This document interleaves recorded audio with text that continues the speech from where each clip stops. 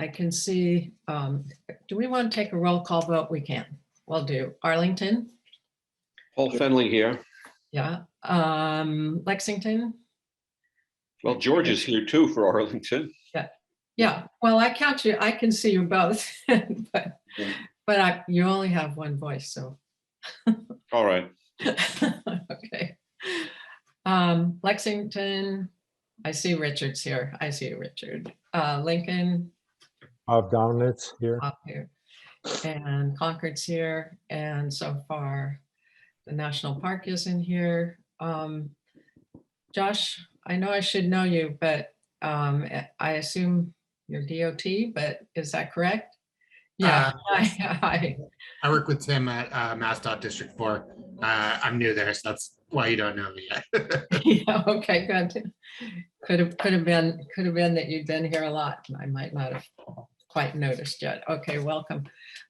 Okay, our agenda today includes viewing meetings, meeting minutes from February 3rd, 10th, 29th, and 21st. I know that we don't have the 29th and the 21st of March and 21st of April yet, but has everybody had a chance to review the minutes from February 3rd? And are there any comments?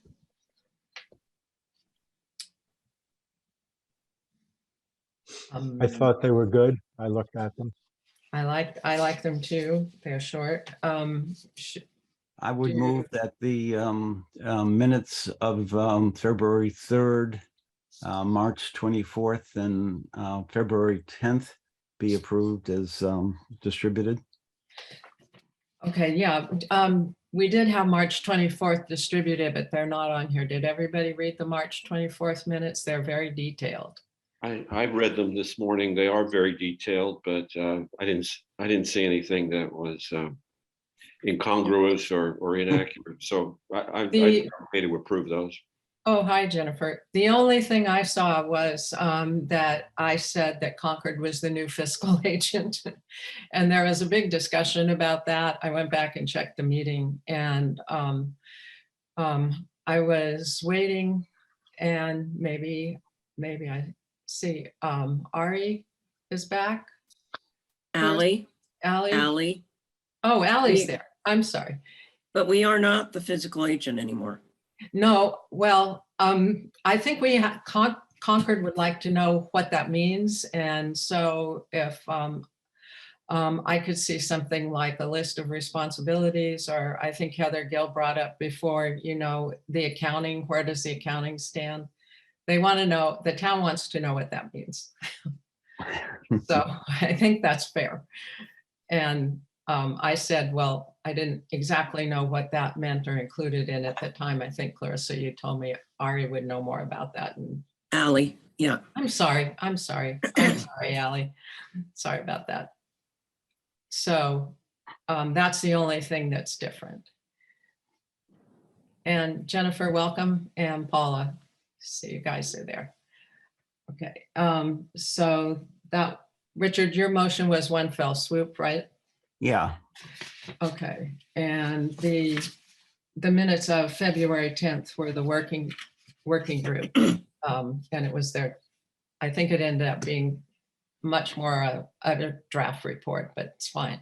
I thought it was fine. So, okay, we can vote on Richard's motion. Was there a second? Can I make the second, or do you need it from another town? Needs another town. Yeah. Does anybody want? Well, I'll second it. I'll second I it, can but I second. want to discuss the February 10th minutes Okay. of the working group. Okay. Okay. Let's see. It kind of, well, first of all, can somebody assure me that the report that's quoted in here is exactly what we had as an output from the committee on that date? In other words, this cites a draft report from the working group to the main committee, and goes on for about 3 pages. And I'm just wondering whether that's exactly what we agreed to back on that date, or whether there have been any changes to the document. Who prepared this document? I thought you had, actually. No way. I don't know where No. it came from. Particularly at the end, there's some editorializing where it says, "We understand that many deficiencies still exist." Oh, that's, yeah, that one is probably me. Yeah, that- I just think we need to clean this document up. Yeah, I no. would suggest that we defer approval of this to the Okay. next meeting, okay? Okay, do you want to Just- revise your motion, Richard? Can you do Yeah, that? I agree to eliminate the February 10th working group minutes. Okay. In that case, okay. we're voting on February 3rd and March 24th. Arlington, Yes, okay. Lexington, Jean, yes? Yes, Lincoln, Yes, and Concord, yes, and the park? Yes. Okay, thank you. So that's great. I'm going to make a note. I'd like to make, Richard, too, a very short summary of the Byway leader training that was held in Woodstock, Vermont on the 18th and 19th. I thought it was very well organized. The presenters had a very quirky style, but that was sometimes fun, sometimes uncomfortable. But they went through, it was a very comprehensive presentation of, I think, just walking through what the byways were and are and how they're changing, and different aspects of managing a byway. Some of the sessions were maintaining intrinsic quality integrity, way showing, way finding, and first impressions, creating a useful corridor management plan, interpretation, telling the story, authenticity and visitor experience, stakeholder and partnership sustainability, conservation and view shed protection. That was a case study. It was very interesting. And social media marketing, leveraging resources for funding, so on and so forth. So if anybody wants to see the PowerPoint from that, I'm trying to get a version that we could post. Richard, do you have observations you'd want to add about that? Yeah, a couple of things. So it's interesting because there were byways from Connecticut, Rhode Island, Massachusetts, Vermont, and Maine. And in Maine and New Hampshire and Rhode Island, the state Department of Transportation coordinators, state coordinators were there. And it's interesting that in those states, they seem to be looking for annual reports from the byways and look at progress that the byways are making. One of the things that sort of struck me is how important in most of these byways the view shed is. And I think when we talk a little bit more about what we want for a grant, I think that'll play an important part. But a lot of good points. And I think we obviously, in some ways, are a lot more advanced than some of these other byways, and in some ways, we're way behind on them. So it was a good conference. Yeah, I thought it was too, and learned a lot. And I think it's too bad everybody couldn't go. So I was sorry it maybe wasn't more accessible in terms of the sessions. are there one or two specific things that either you or Richard would sort of bring to us as the committee that are some things to focus on and differentiate. I think what Richard said about viewshed and viewshed protection and enhancement along the byway corridor was really interesting. It might be because there was a special presentation of a case study in Oregon about that. And other than that, I think I was impressed by the professionalism of some of the byway leaders. Merritt Parkway, which is an old and famous scenic highway, had a very interesting executive director who had been at it for a long time. Some of the people have been at it for a long time. And the last thing that really hit me was the degree to which I think it was Maine, Richard, uses volunteers, and they have a very active volunteer cadre. Yeah, I think one of the things that sort of struck me, even in some of the really tiny byways, the degree of stakeholder input and in terms of highlighting and promoting the byway, and that sort of gets us to our goal of creating the stakeholder group to ensure that we have a wider input into what happens on the byway. Yeah, and that's a nice. Is that what you were thinking about, Paul? I could share my notes, but they're not typed. No, I don't. Not all of the notes and everything, but Yeah. like one or two Yeah, specific things, and those were specific, and I'm intrigued with this idea about what you call a view shed. I hadn't heard that term before, but oh yeah, it's it's a big deal. It's basically how the main way people perceive the byway. So how what you see is very important, and protecting the view shed. And the other thing that surprised me was the degree to which some byways are very very vigilant, and a couple were even a bit litigious. And there's some legal cases pending. I think it was Merritt Parkway again, that they weighed in heavily on a development of a very high condominium complex that would take a prominent place on the byway. So But but viewshed is the view from a place to the place. That's the meaning of viewshed.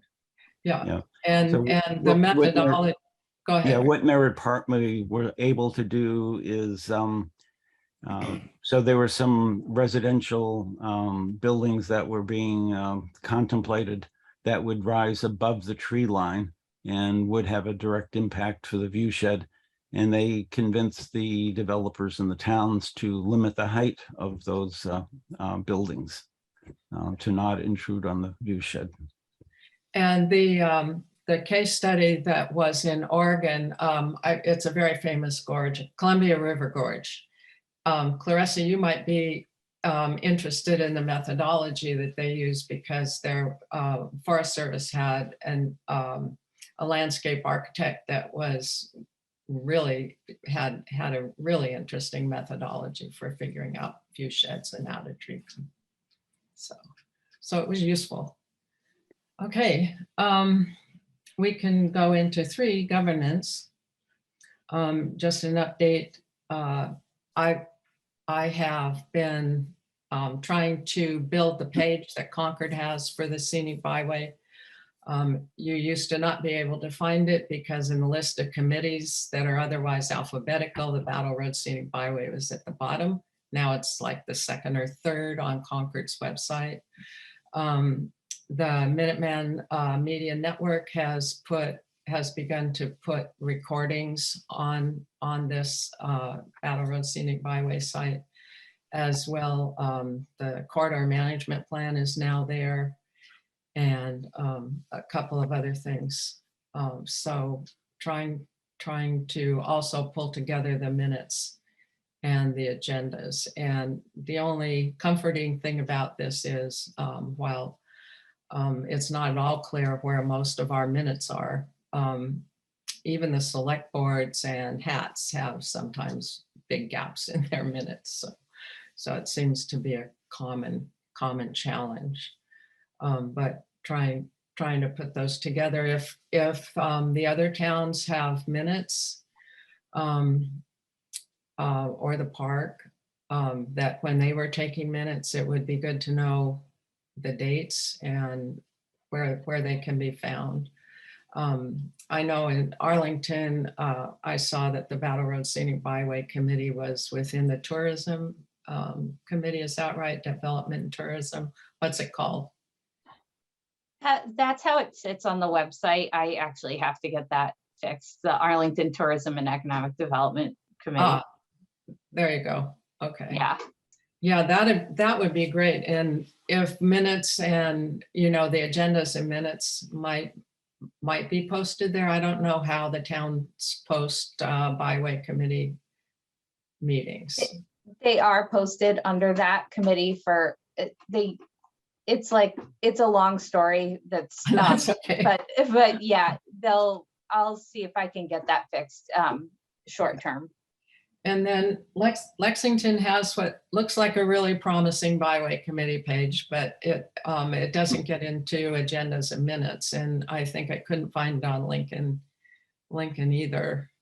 And the park probably doesn't have an open public page like that. So I think it would be useful, maybe at least for 22 and 21, if we could have a better idea of where those were. And stakeholder groups, I know that there's been interest in tackling some of the things that the byway is really not doing, and stakeholder group formation seems to be top of mind for some people.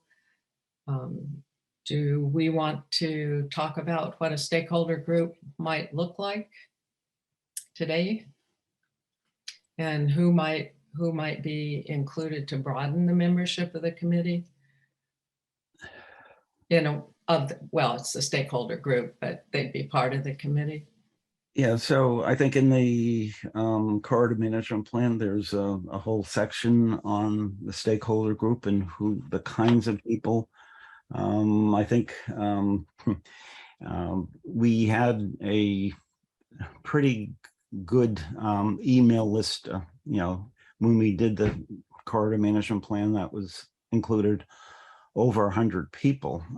But, we talked about, the local historical societies and museums, DPWs.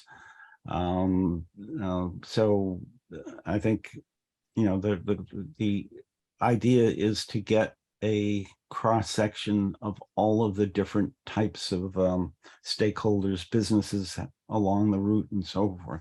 So I think that's what we would want to do.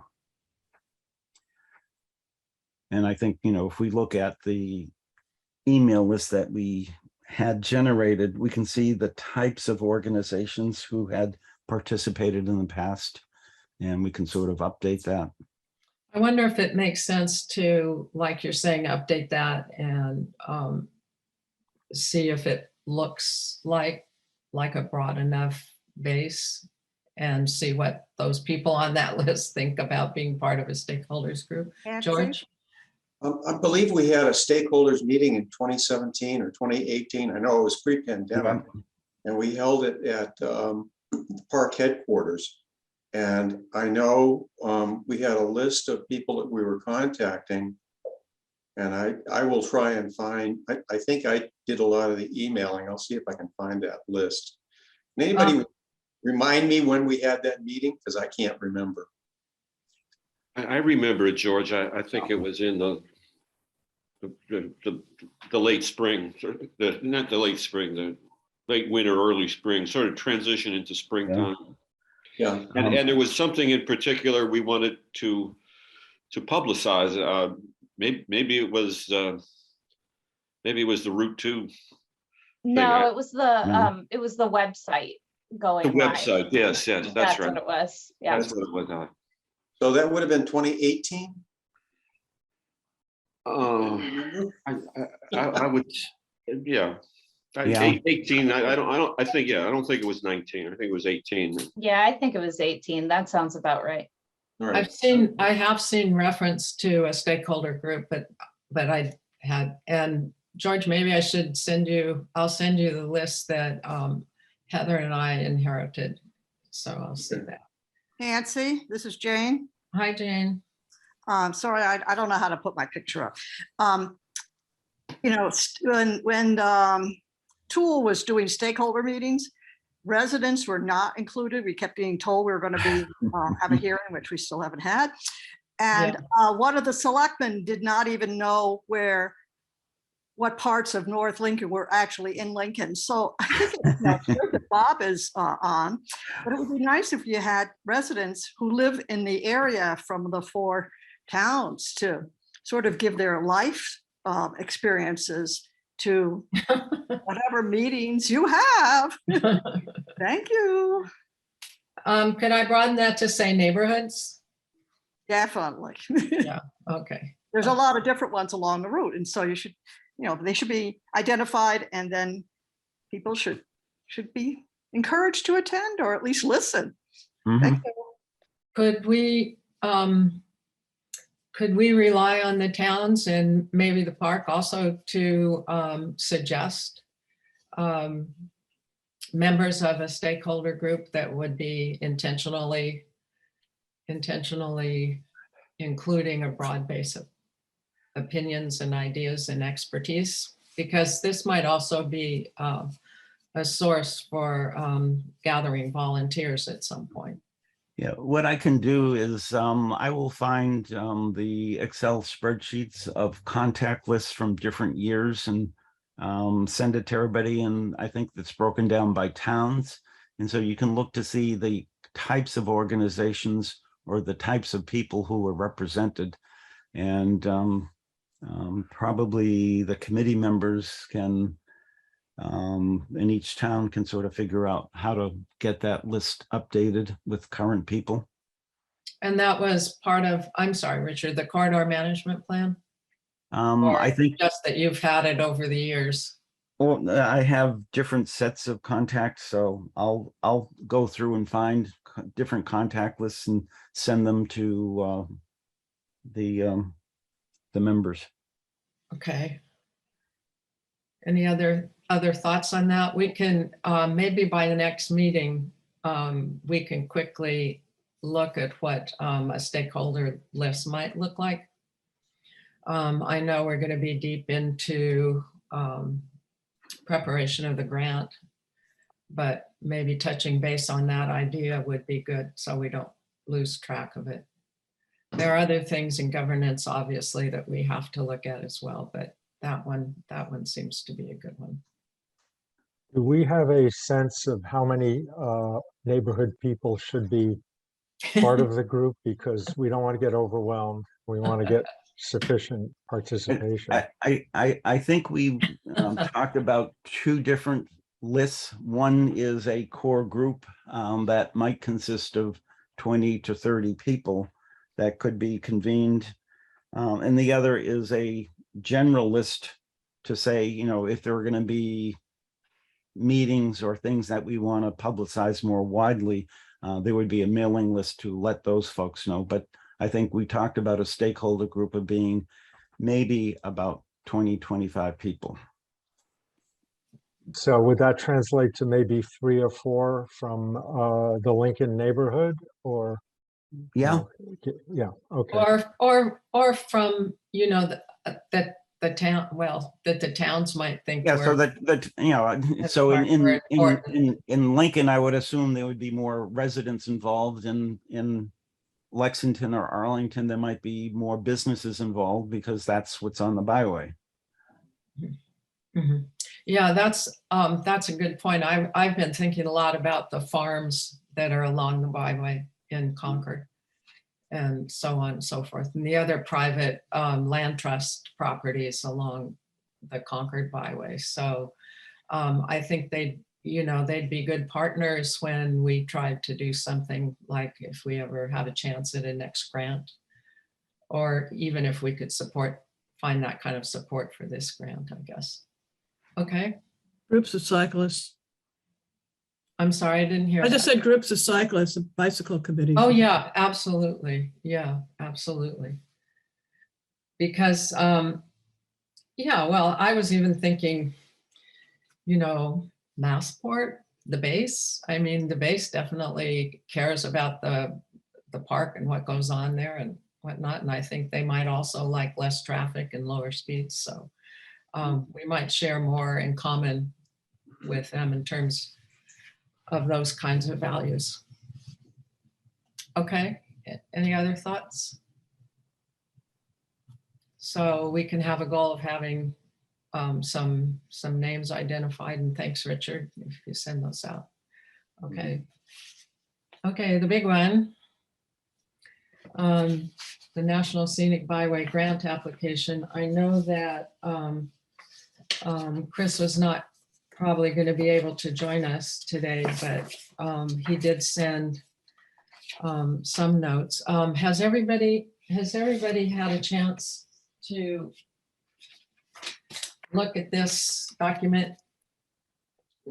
At least pretty well. I know Paula gave us a rundown at an earlier meeting that was pretty broad and inclusive. And Chris highlighted the most important thing I learned from him that I had not picked up before was that we don't have to use a fillable PDF form, which I think is really good news. That they need to, there's an 8-page maximum length of 8 pages, and it should be submitted as a PDF document.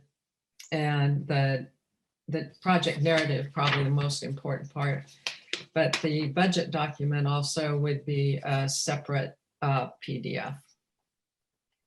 So I think just to review, the application itself would include a table of contents, which is part of the 8 pages, by the way.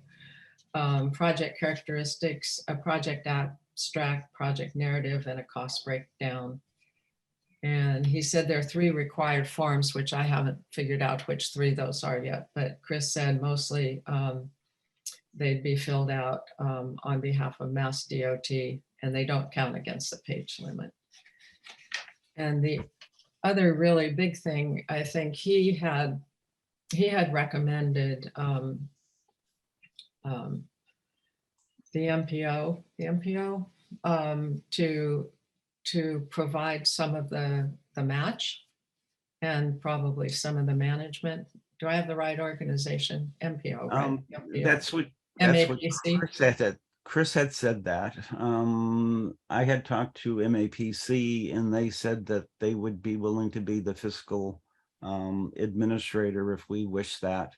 And I don't know what Freedom's Way capabilities are, but it seems that we need a fiscal coordinator who has some expertise and experience in that. MAPC was the administrator for the last grant, right? They ran the corridor management plan and wrote it and it, took care of the budget for that. And help me, because I don't live in this world anymore, or if I ever did, I never did actually. The MPO has money. What world are you in, Nancy? I was in federal world for quite a long time. And we didn't interact so much with the MPOs and the MAPC. So it's new to me. You guys can help me on that though. Does the MPO potentially have money to be part of the match? And I think we clarified last time that the national parks investments can be used as a non-federal match. It's a special exception, I guess. But does the MPO have money? It's possible. Does anybody have contacts with them? I know, I think I need. So I do know the executive director and I've talked to her a little bit and I can follow that up after today today's meeting. Yeah, and I'd like to meet these people too. I think I've seen a name for MAPC mentioned. Yeah, Does so I mean, anybody I else? talked to Eric Barasa, and he said that they would, if we ask, they would definitely be the fiscal agent if that was necessary. I guess the other part, Nancy, is if you can talk to Patrice at Freedom's Way to see what their expertise and willingness to do this, because I think one of the things is that the town staffs are busy. Yeah, Whether they have the expertise, I don't think they have the time. yeah, Ally, I don't know, obviously with Jennifer Raitt leaving, what the plan is. Do you have any idea of what Arlington's plans are in terms of replacing her and what happens in the interim? I know you're welcome back, by the way. Thank you. Yeah, so she, her last day is next Friday. There will be a search committee for her replacement. There will be an acting director that has not yet been named. So I imagine it will be at least the fall before we have a new planning director. We'll just sort of be in like a holding pattern, kind of managing existing projects until then. Yeah, Wow. Jennifer Raitt was really excellent, and I think was with Arlington for about 6 years. She got a promotion. So just like Metropolitan Area Planning Council is a regional planning group for the greater Boston area, there's one around Lowell or Haverhill, whatever, and she's going to be the executive director of that. So Wow. a really great promotion for her, but it sure doesn't help staffing in the towns. well, the other thing in that same vein is that Heather Gill's last day with the town is the 31st of May. And that's huge. We all are worried that at some point Marcia Rasmussen will retire. And that could be really hard, but that's not known or imminent yet. So, All right. but- So I think for the grant, I think one of the things we want to do is try and minimize what we're asking town staffs to do, Yeah. and hope that they can be resource people, coordinators, and not do very much of the actual work, but that we use grant money to hire consultants or whatever. Does hiring, who would be hired? Well, for something for that you've been fond of, I Richard. think once we decide as a group what we want to apply for, then that would sort of determine what kind of expertise we would need to get that done. Yeah. Well, to start, does it seem to be a well-supported idea to talk to MAPC about being administrator? Do we need a motion and a vote to authorize the chair and somebody to go talk to MAPC about that? Yeah, I'll move that if you want, Nancy. I think it would be a terrific idea to have MAPC involved in administering this or providing technical assistance, whatever, or both, whatever the group decides. But they're very good partners. Yeah, okay. Any other thoughts? Oh, a second. Well, I guess the other part, Nancy, is whether or not Patrice and Freedom's Way could do a similar thing. I mean, we could certainly explore that at the same time. I could definitely contact her. My guess is that they are equally cramped in terms of staffing capacity, but Patrice is a force. So, so with the addition of exploring with Freedom's Way, Paula, could that be added to your motion? Absolutely. Okay.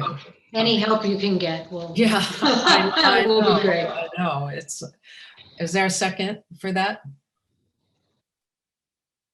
Seconded. Okay. Okay. Arlington would vote. Yes. Okay. Lexington, Yes, yes, yes. Lincoln, Yes. Paul votes yes. And Concord and the park, Concord votes yes. Okay. Okay, so I feel comfortable doing that. I had a degree in planning a long time ago. So some of this is new to me, but not all of it. So grant writing also is very similar to the process that the National Park Service is fond of, sometimes. Okay. So a question, so is the administrative help part of the 20% match that we need? Oh, that's a good, that's a yeah. key question, because my related question was, what will they charge if we're successful?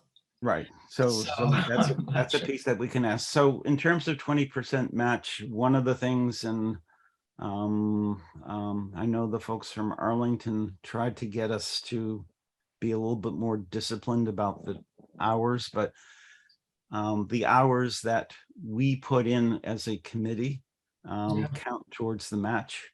Yeah. Anything that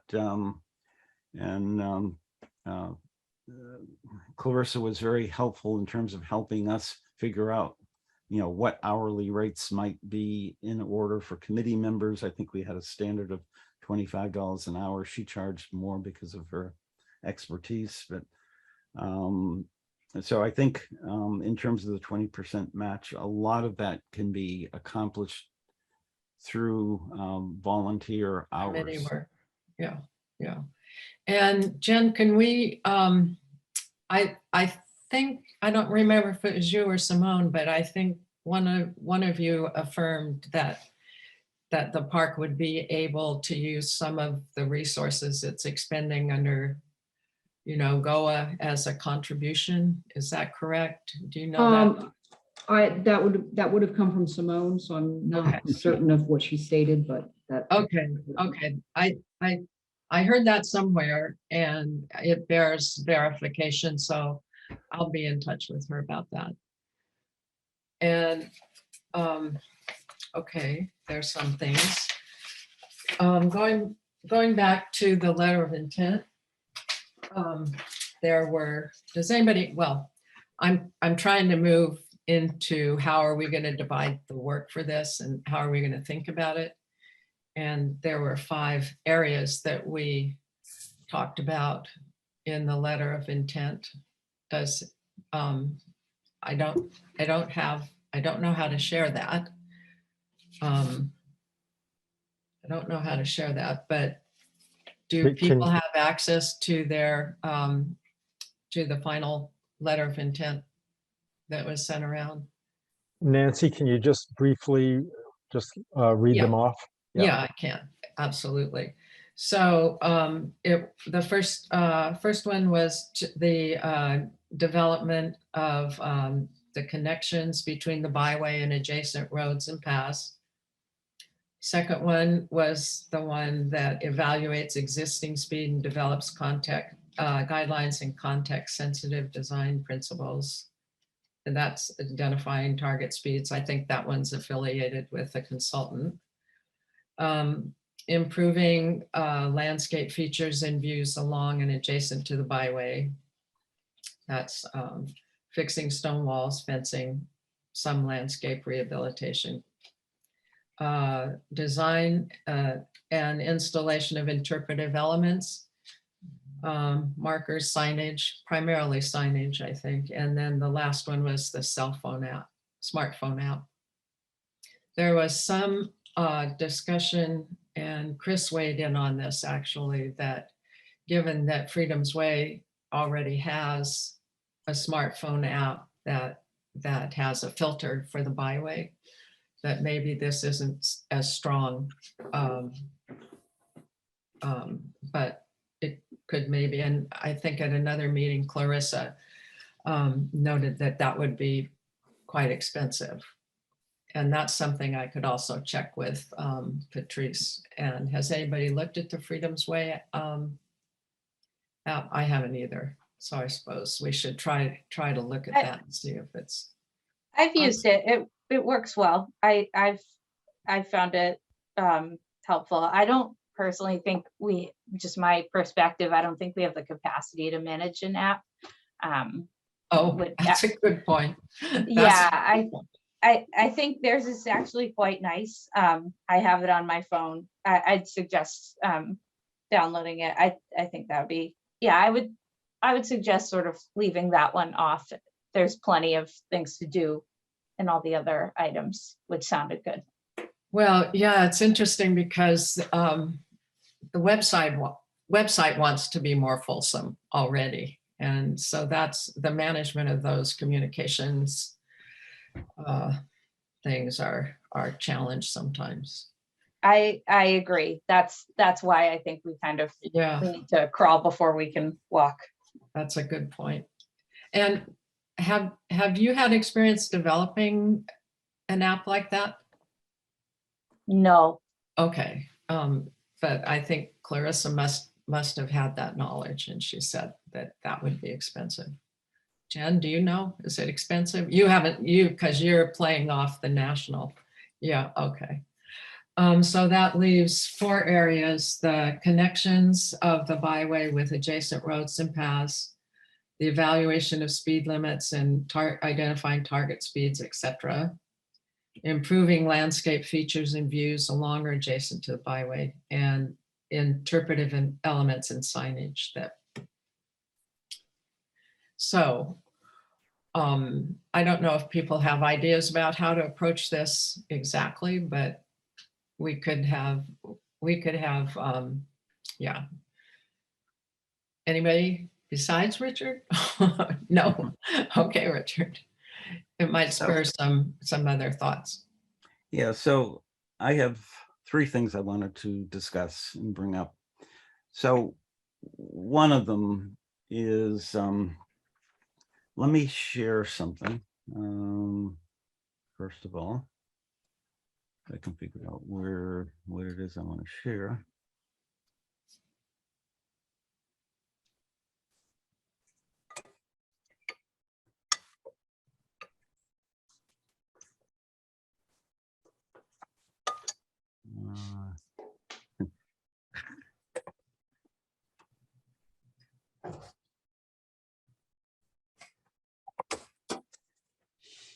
I have a new computer, so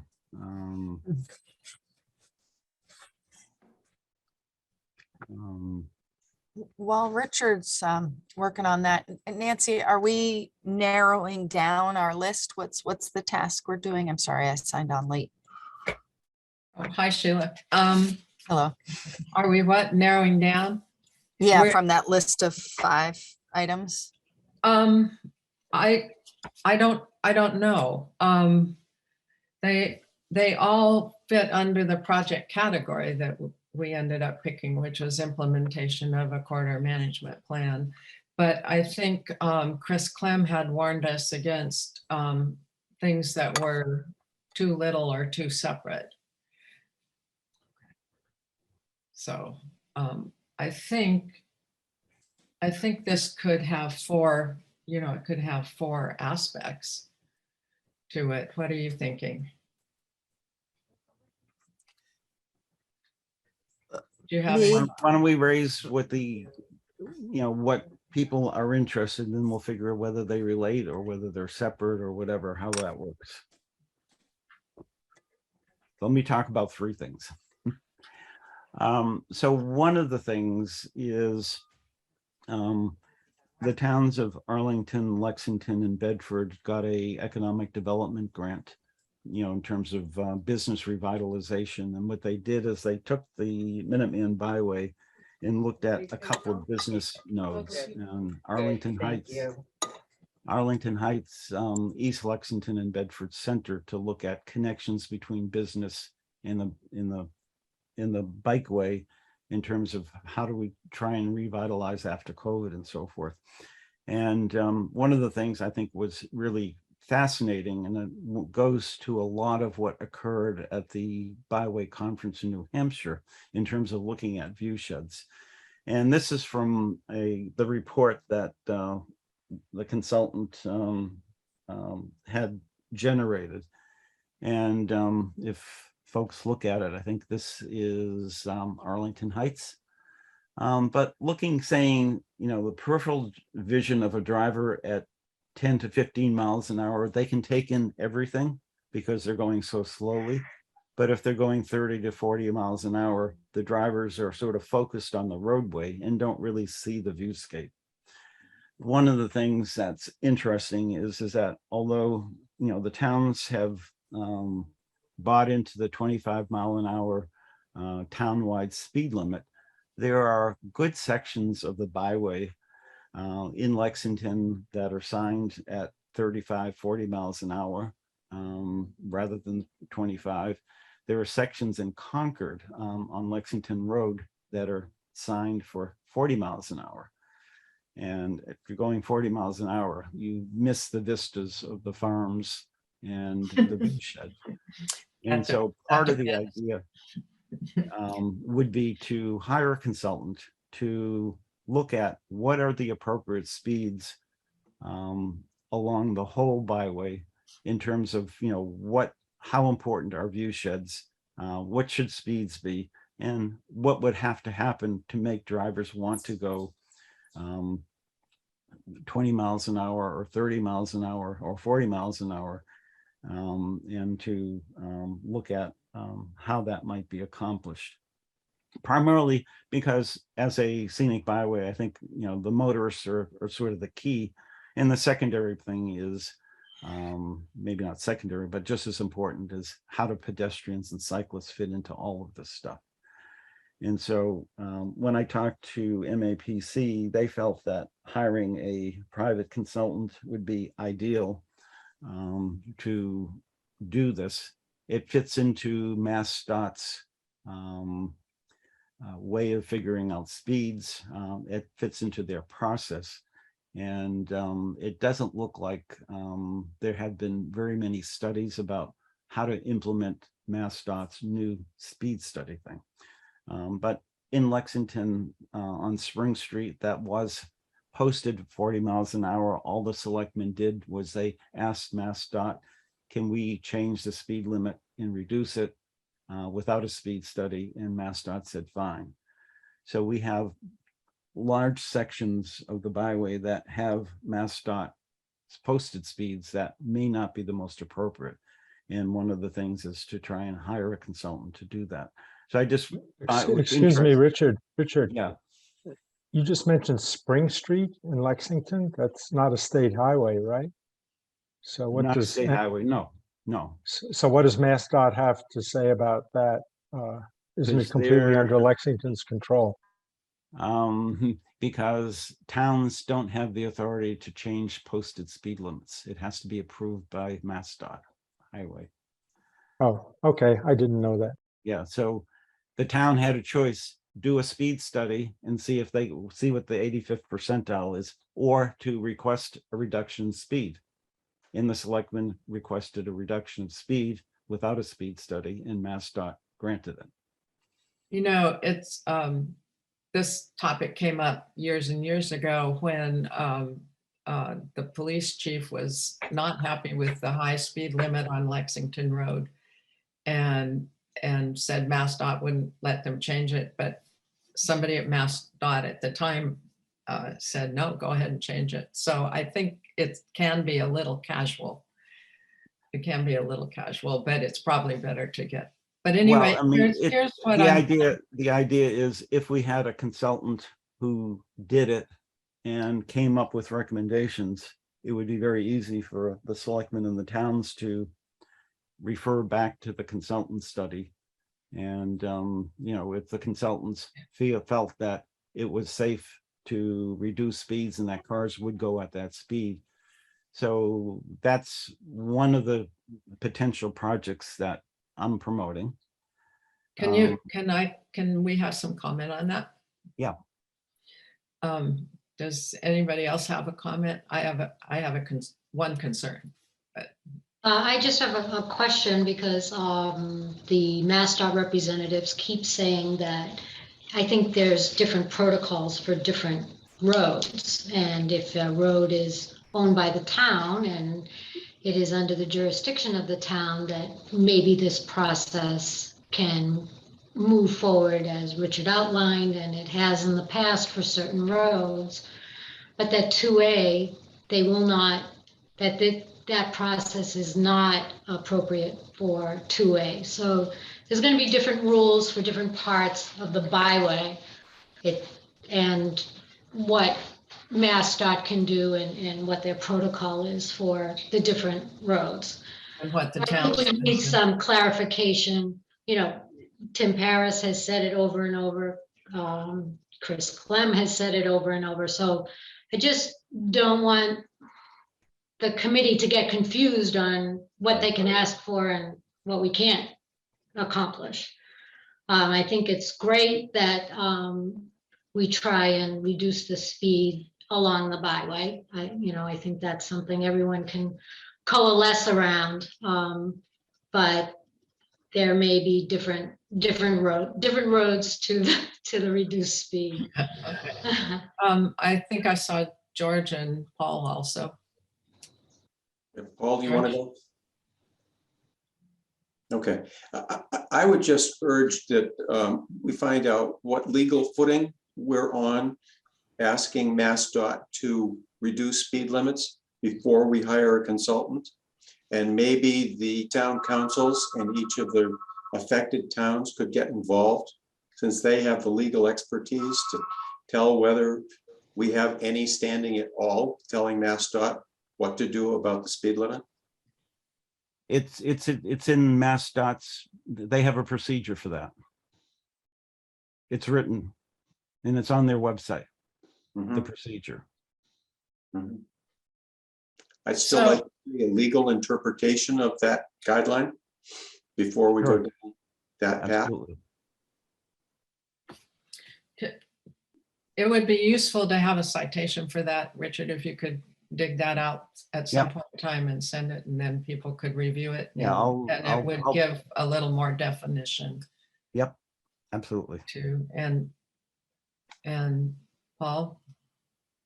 I don't have a lot to add here. I don't see us having legal standing to tell MassDOT what to do, but I do think we have a standing based on the, based on the charter and the history to request that the speed limit be reduced, and have MassDOT, move down that path or come back and clearly tell us why they can't. But I don't think we have jurisdiction over them, but we can make it known that. Yeah, we don't have that we jurisdiction. believe that we believe a lower speed limit would be in the interest of most of the constituents on the Battle Road Byway, if not all of them. Yeah, the process would be that if there's a consultant study, we would forward it to the selectmen in each of the towns, and the selectmen in each of the towns would be the ones who would petition MassDOT to reduce the speeds. So, but we've sent our letter into MassDOT, and this topic was in the letter in a non-confrontational way, in my opinion. But have we heard anything back from them about that letter on the Route 2? It's interesting. It's interesting you should bring that up, because I actually have a letter or a message, whatever, probably at this point, a letter back to Paul Stedman. Two things I was going to bring up at the end of the meeting, but I'll just tell it now.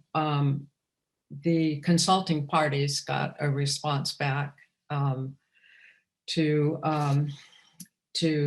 some of the questions and ideas that were heard during the Section 106 process, but the byway was not included in the copies. Only the park superintendent got a formal letter, and then other consulting parties were copied, except for the Battle Road Scenic Byway.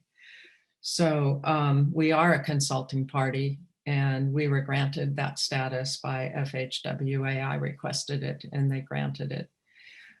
So the request was to include us in future communications. And the second was reminding them that in November of 2021 and March 24th of 22, letters to District 4 from the Byway Committee, we requested information from them that we have still not received.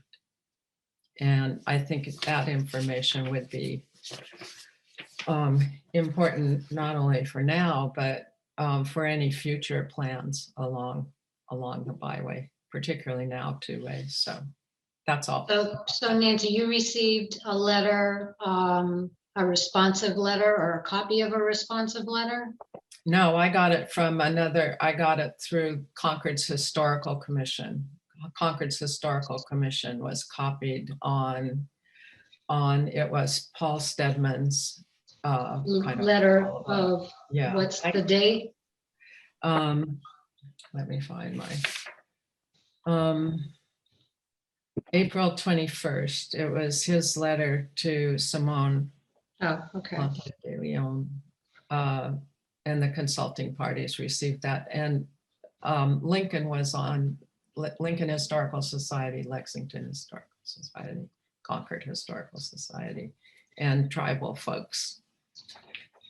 So, I think somehow we need to get our standing with MassDOT really firmed up and clarified, and maybe it's something that needs to be done with a phone call or even a personal visit, but for whatever reason I don't understand, they don't recognize our. and it goes well beyond District 4. You know, a similar letter was sent. The Historical Commission asked for some information and about the process, and we've still not gotten. Concord Historical Commission hasn't been answered, but they did say that Mass Highway Now District 4 has renderings in hand, and the renderings are presumably going to be part of a future public meeting, but they're reviewing those now, is my understanding. Nancy, this is Jane again. Yeah. What's the status of the paving? Because I thought it was going to, go out to bid about now. Well, it's not the process of that they have to go through or have not been completed yet. But I'm sorry, I didn't mean to deflect this way off track. And I'm just sorry. Want to take advantage of your deflection. But, yeah. No, but I will. Don't encourage me. I will cut out. So going back, Paul, did that? Now I'm losing track of your question, but I think it was. I think there was an answer in there, but do you remember your first question? Well, I think that we need to, I don't know, be firmer, clarify our status with MassDOT. And the letters are going back and forth, perhaps a phone call from our chairperson or even a personal meeting to say, hey, what gives here? We're just. I think that's right. And then before that, you were saying that we certainly didn't have jurisdiction or legal right to say anything about speeds that were in Mass Highways. Well, we can request it. That we could request, and we can try to influence. And recommended. We have constituents, and we're speaking for them, and and that was in our letter, but they just don't don't pay us much attention. I know.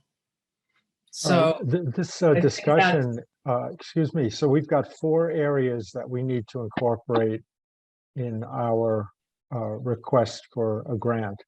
And we've spent a lot of time talking about just the speeds at this point. We've maybe got another half an hour to organize a group that's going to actually prepare this and get it done by June 20th. So let's talk about the whole thing. We should speed it up. Yeah. And something written about that would be good for the committee. And my concern was only the cost of a consultant and how to keep that under control. So Richard, you had 2 other things quickly. Yeah, so in terms of what was in the letter of intent and what are possibilities, I wanted to talk about 2 things, one of which concerns both Arlington and Lexington.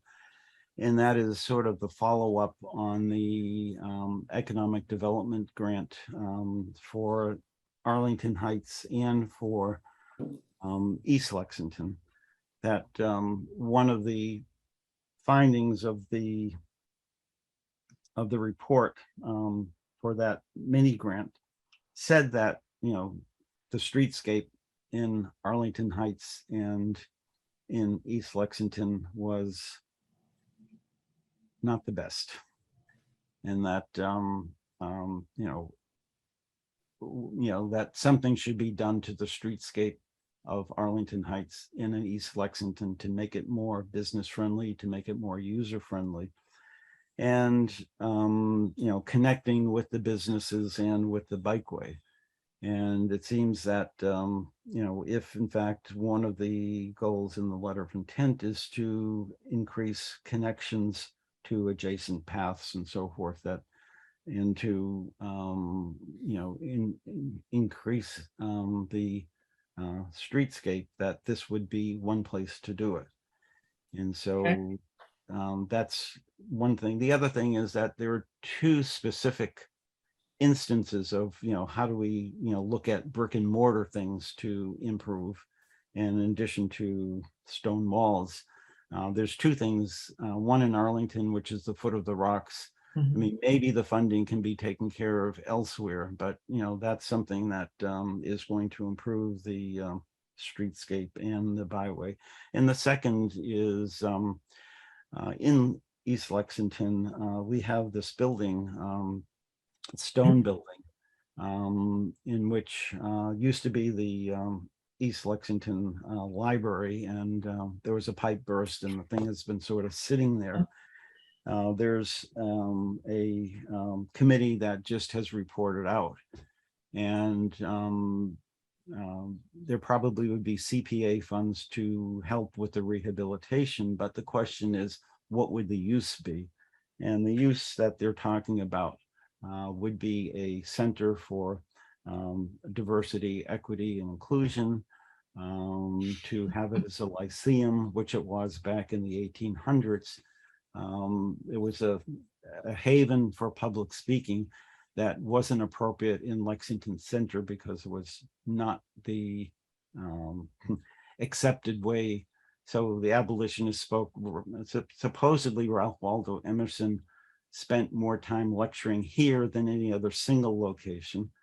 And I think especially if we're concerned about, how does our application rise above others?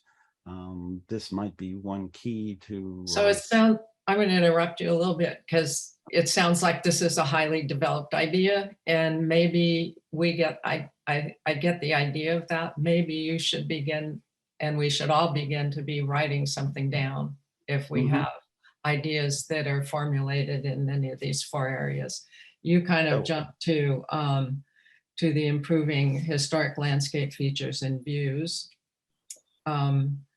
So I have some thoughts about that. If other people in other towns might have, and the park, I know the park is going to be working on a lot of projects along, at least from Lexington all the way to the end of Concord. So you guys, I think, Jennifer, could you send the link to your document? That might help people understand what's going on in the landscape. Is that the most useful thing, or do you have any ideas about that? I think that would help paint a picture of the work slated to be done. Yes, I can do that. That would be great.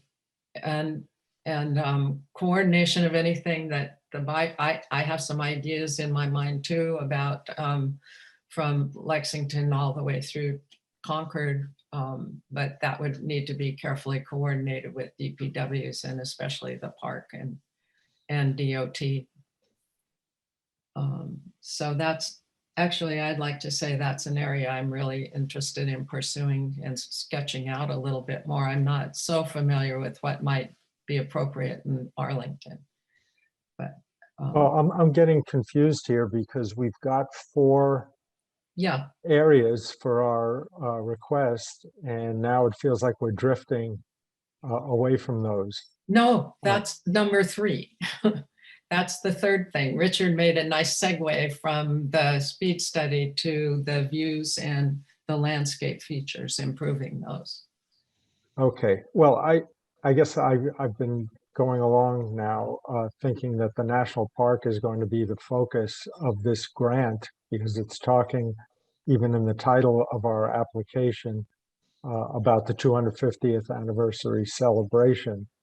So, you know, it just feels like we're kind of floating off from that theme.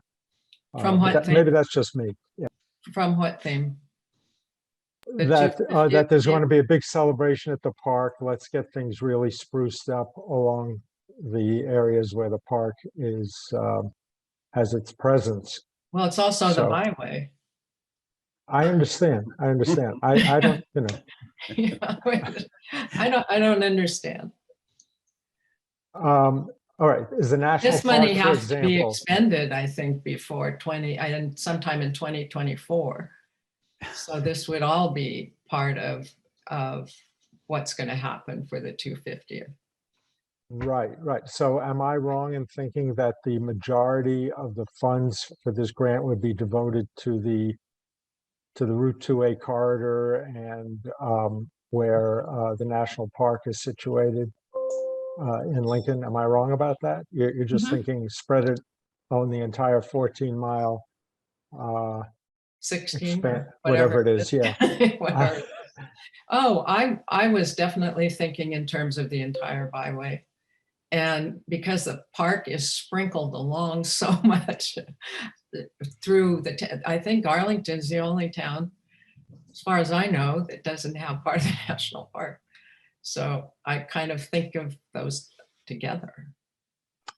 Okay, well, I think the important thing is that we get money. I'm sure we have lots of good uses for it all Yeah. over. So, Yeah, I think so. And then the last one is signage. And then if people have ideas, then maybe we can assign points of contact for each one. I wish Heather Gill was here, but So I know there's plenty of people here who know the open meeting law, and I don't know how exactly we can carve up this work, but maybe we can hit the signage and the interpretive elements a little bit and see how. Bob, did you have some specific things that you had in mind? For signage and interpretive No, in elements. terms of the Route 2A corridor? Yeah, the post. the connecting paths and the signage in the 2A corridor.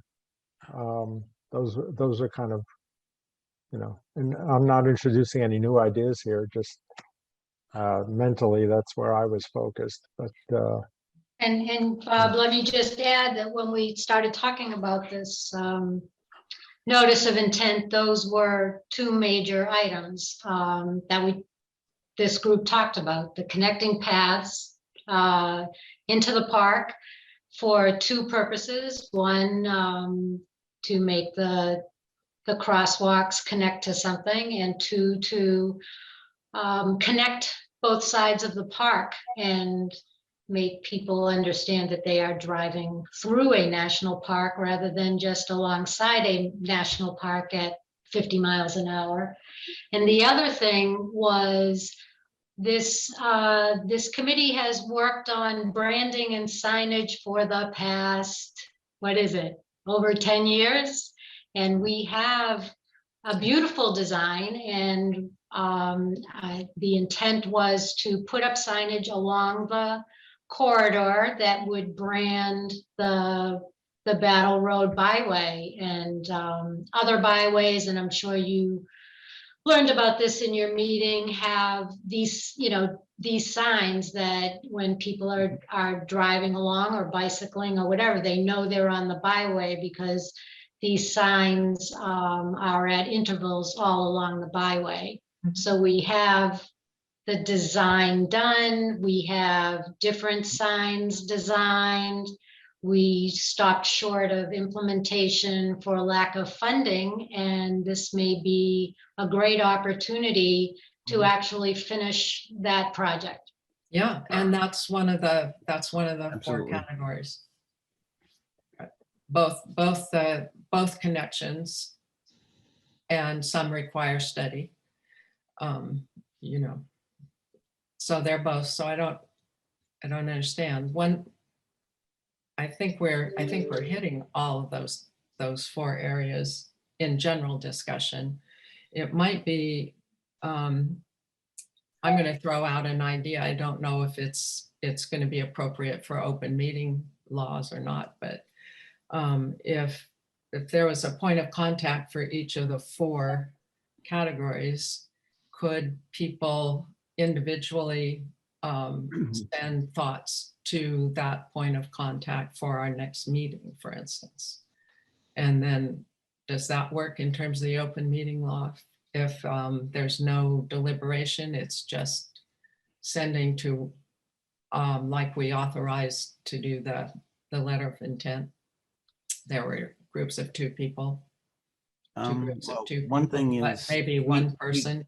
We need to have a completed application by June 20th, right? 20th, yes. So we have like 3 meetings possible Yeah. between now and then if we stick to Thursdays. We have the 2nd, the 9th, Yeah, so the we should 16th. figure out when those public meetings are going to be, and then we can sort of figure out what needs to happen between those things.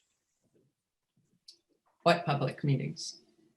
This committee's public. You mean our meetings? Our Our meetings. right. Yeah. So that's one thing I would like to do by the end of the meeting today, that and identify maybe people who will take some kind of a lead in aggregating some information and ideas. I think Lincoln's ideas about where they want crossings pretty clear. I don't know if they want signage. Signage is an issue that we have to think a little bit of our DPWs and historic district commissions and whatnot about extra signage, I think. But there needs to be some people who will take that responsibility to start formulating something more concrete for the committee to consider.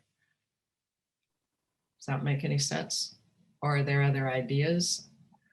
So I have a question. And maybe somebody has the expertise to answer it. So one of the things that, do we have to come up with a budget? Yeah, we And do. obviously with Why not?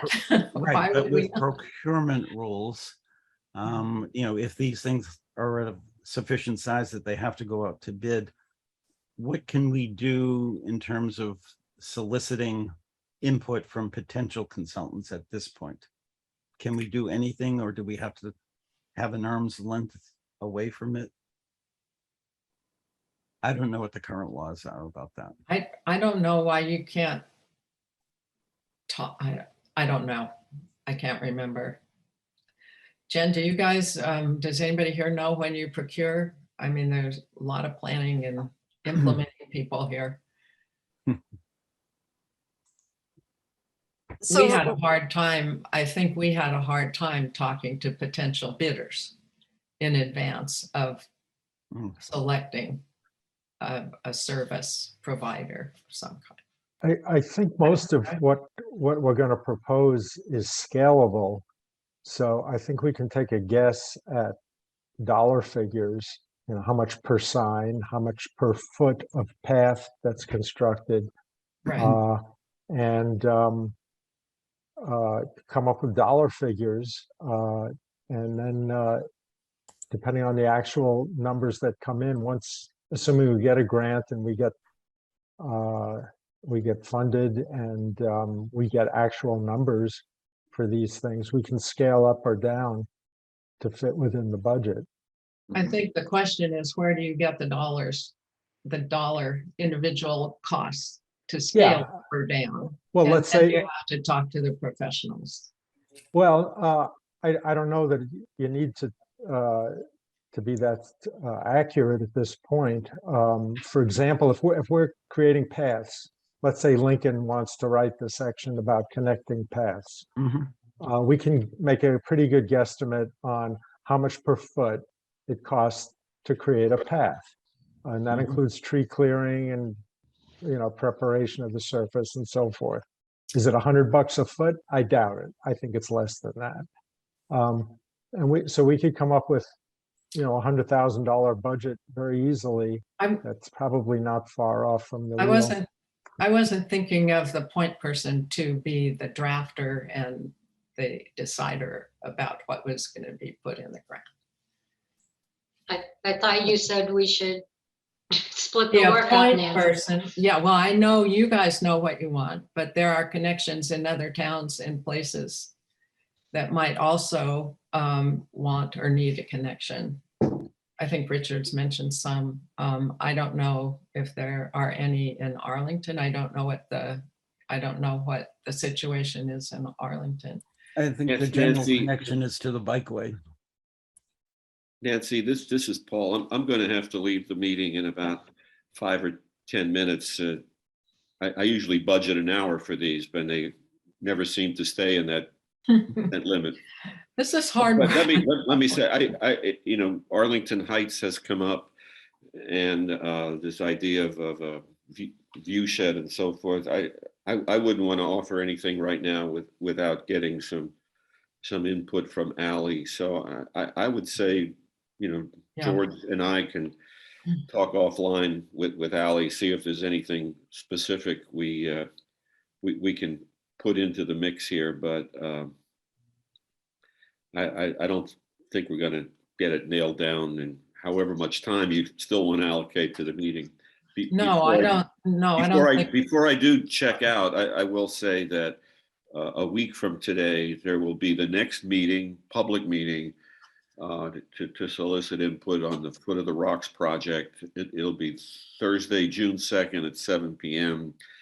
I don't have the information yet about it. It'll be a Zoom meeting, so I don't have the information about a Zoom link, but when I do, I'll send that to you, and it can be distributed to all the people on this call for those who want to sit in on that. That's great to know. That's maybe the same day that we'll have another meeting. Let me ask this, if we have a concise description of a project and it gets funded, can't we move that money around a bit after it gets funded? In other words, we can amongst ourselves negotiate how much of the path money goes to Arlington, how much goes to Lexington, and so forth. But to try and negotiate that now and get all this done by June 20th just seems impossible. I think the moving around idea is lovely from our point of view, and probably anathema from the grantor's point of view. I think they're going to want to see tangible evidence of planning that's already occurred because of the time frame.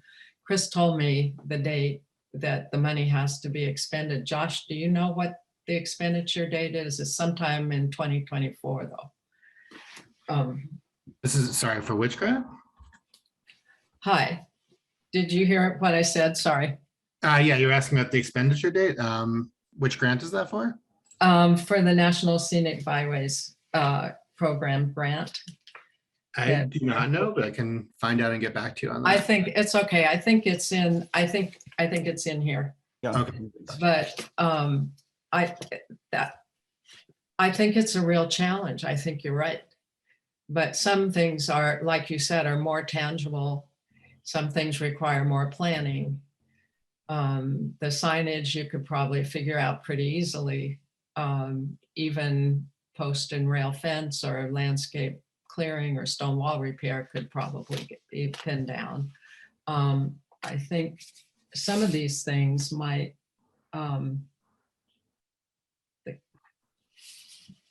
maybe not be that bad. If it's a consultant, my problem with that is I wouldn't want to spend the bulk of a byway grant on another study that doesn't have funding in terms of implementing solutions. Mhm.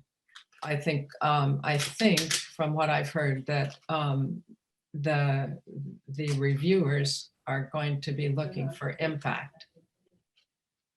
And so that's something to think about. So I was thinking we could identify people's interests in one of the 4 areas and maybe come back on June 2nd and see if we've made any progress at all. Bob, is your question going to whether or not we can submit a credible grant? Yes, Yes. Exactly. Yeah, it's scary. So maybe that should be out in the open. Have other people been thinking about it? In terms of actually applying for the money and trying to be successful given the goals and. Nancy, I would just suggest that we try and be as specific as possible, and that we are unfortunately far from that, as Well, evidenced by this discussion, that we do not have specific project, and that's really what they look for, is you outline a specific project. It's not that the goals that we've been discussing aren't terrific, they are, but when you're applying for money, they want a budget and a narrative about a specific project, and we don't seem to have that. The requirement also goes to detailing how what is being proposed meets the goals that they've identified. Therefore, Oh yeah, but that's pretty easy. I mean, we've got the things we've been talking about will meet the goals, but on the other side, we don't have a discrete, we don't have discrete projects that we're talking about. But You know, doesn't Lincoln have discrete But this is projects the first in time mind? that we've talked about this, and so we've got it's 3 more not, meetings. Richard. We've been talking about this. No, we That's- haven't talked about costing it out. I mean, Yeah. you're talking about getting a scope of work and a Class C cost estimate. Yes. So I think now's the time to do that. Yeah, I think I have gotten If we, enormous feedback for me to write up my piece of what I was thinking about, so. and I think I could begin to write up something about what I was concerned about, about the landscape view sheds and features. I'm not sure we need a view shed study for the whole byway, because that's expensive. Yeah, I mean, if you know of walls that need to be repaired, of like, you know, it has to be specific. It can't just Tangible. be, Yeah. by the way, we'd like the stone wall over 14 miles to look beautiful, you know. Yeah. And we also have a limit on the amount of money that we're asking for, so just keep that in mind, because Yep. You mean an everything is upper very, limit? An upper, pardon? Yes. what's the upper limit? Chris But claimed would- question does- 900,000 because he wanted to see the budget. Right. Well, I think didn't we pare that down to 600? Now, I the think minimum. we decided to say that the budget was in progress. Budget estimate was in progress. The minimum that they say we should apply for is 500,000 and the maximum is 2 million. Well, Okay. they didn't actually say that the I minimum was think, I 500,000. think in the paperwork it says They 2. specifically said that was not a strong criteria, but you got some bump if it was over that. They're looking for impact, and they're looking for impact, I think. So we should figure out what At we any want, and then we'll see how much it costs, and we scale up or down, and So maybe we should. you know, what maybe we turns out should to be more expensive, we apply next year for. next year. But do you think Lincoln could come up with, you know, credible cost estimates for what you want to see? I think, what do you think, Bob? Absolutely, yes. Okay.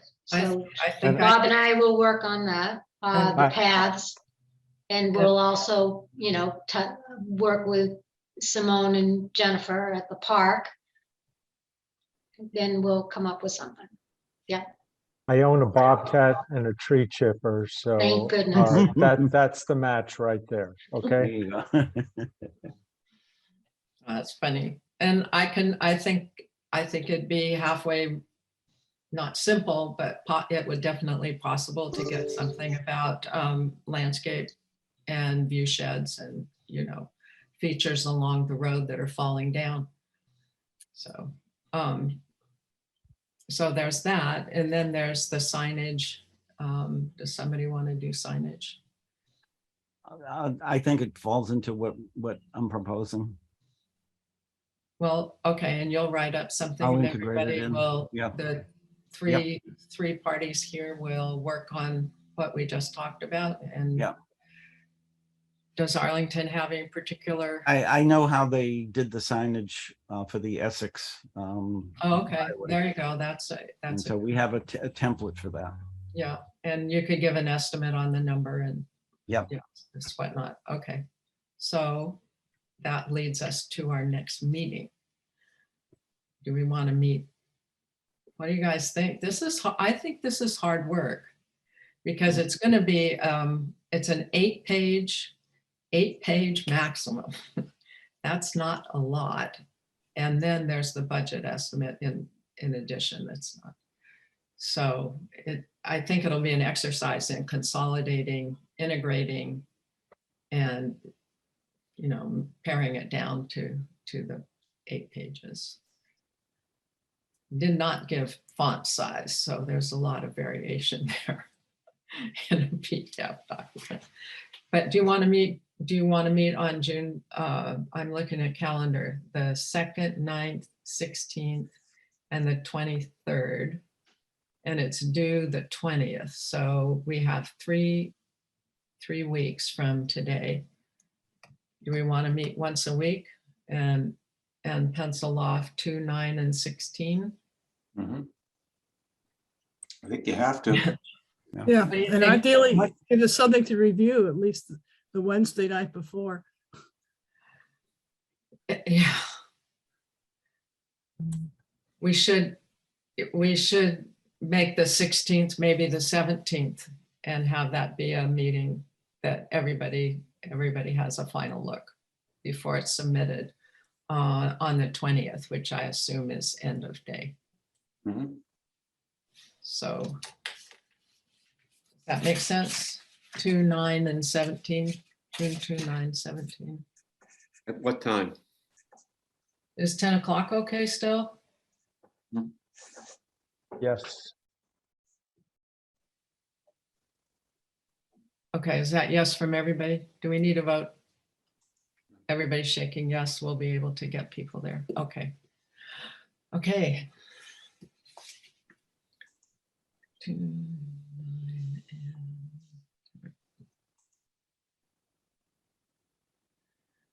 and- Okay. Did we say 17 or 16? 16, Seven. right? 17th, because that is the last working day before the grants due on the 20th. So 2, 9, and 17. Okay. Okay. Okay, we'll target that and we'll see where we are and if it's possible for us to pull this off. Okay. Updates, we just did next meetings. Do we want to leave this topic of the grant right now? And work on what we can Mhm. in the meantime? Okay. Mhm. And member updates? Does anybody have anything? I just mentioned the foot of the rocks and Yeah. a week from today at 7, and with that, I'm going to have to check out. Can I ask you really quickly? George is still here though. Are there updates to the concept plans? I'll have one before the meeting. Oh, that'd be great to have. It's in progress right now. Okay, and is it going to be only Zoom or also in person on site or something? As far as I know, as of today, it will be only Zoom. Oh, okay, all right, thanks. Given how the wave of infections has surged again. Yeah, yeah, okay. Okay, goodbye all. Okay, bye, Paul. I've got to sign off as well. Sorry. Okay, bye. Just a Lincoln update. About a little over a month ago, there was a collision between a car and a bicyclist at the intersection of Bedford Road and 2A.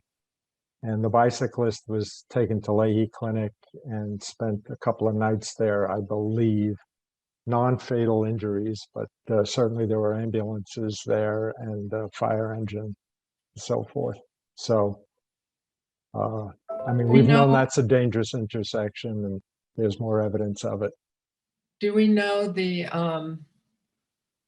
is there a report about how it happened that you guys have seen or that you could get? It would be interesting to know what you know, what exactly transpired to have that result, because Mass Highways District 4 for a long time said that was a no good place to cross people.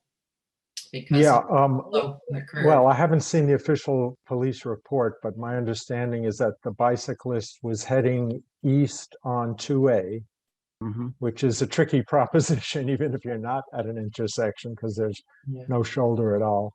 And Yeah. the vehicle was proceeding west on 2A and attempting to make a left turn onto Bedford Road Oh, and didn't see the bicyclist. oh, Mm. And so that's all I know. yeah. Yeah. Stop signs. Yeah, stop signs. Yeah, it does seem That that sounds like Jane. the Okay. new configuration is so- going to make it more dangerous for cyclists. So. Yeah. Any updates from Lexington? No, the only question is, do we have a date yet for our celebration as an All America Road? I think we can't put it off much longer. Well, Jennifer, have you and Sarah Mattis had any chance to speak? No, I pursued working with Chris Clem on other parks that have had such celebrations, or and I've asked Chris to help generate structure to allow us to know what we're getting into. So that's where it sits. Nothing. Are there any potential dates that make sense to the park at this point in time? I think the question may be back to the committee as to any political representation and planning around the schedules of invited guests. Any thoughts on that? Maybe we should just pick a date and a couple of dates as target dates. We could do that now. Richard, you said we need to do it before too long. Is there some kind of deadline in your mind, or could it be fall? It has to be this year sometime. Yeah, well, it could be fall. It could be It's fall. too fast. mean, Has to be sometime in the fall. We'll be looking to come. Are we looking to get our Congress people there? Sure. If we are, then that probably when are they going to be not in session? Yeah, And that's maybe we should fall. check with the Congress people first to see. Well, they usually take off in summer, don't they? So everybody else is gone. Everybody else is gone in summer. So you're arguing against fall? No, I'm just saying. Oh, saying they might not all be around. I just want to see a date. Yeah, okay.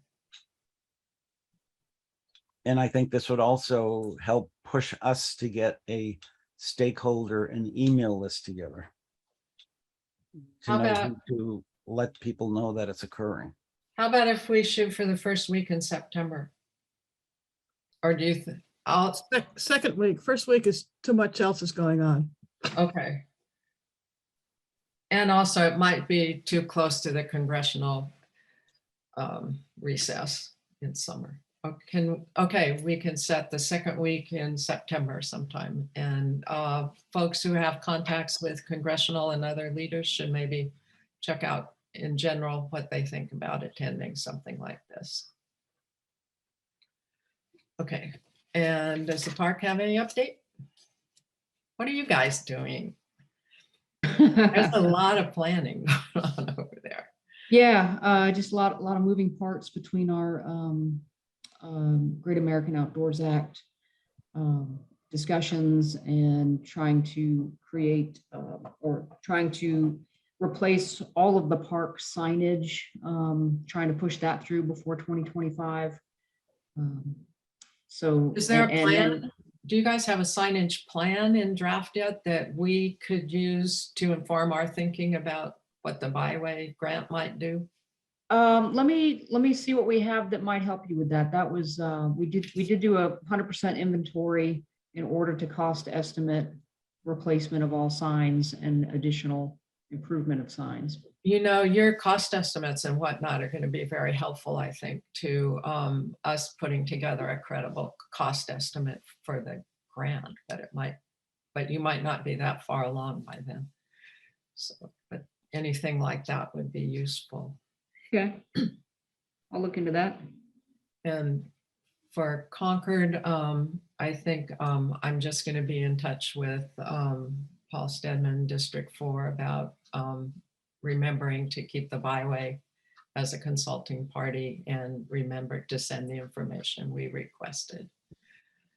The Historical Commission actually has invited Cassandra Ostrander and Jeffrey Shrimpton to come to the next Concord Historical meeting. I'll keep you guys up to date if that happens. I don't expect them to come, but they've not been responsive, and the commission has the same problem the byway does in terms of responsiveness. So disappointing. Anyway. Okay, anybody else have anything else? We can adjourn. Do we want to vote? Arlington is gone. No. All right, no vote. We consensus is that the meeting is adjourned. Okay. All heads nod, hands wave. Thank you, Thank everybody. you. Thank you. Bye.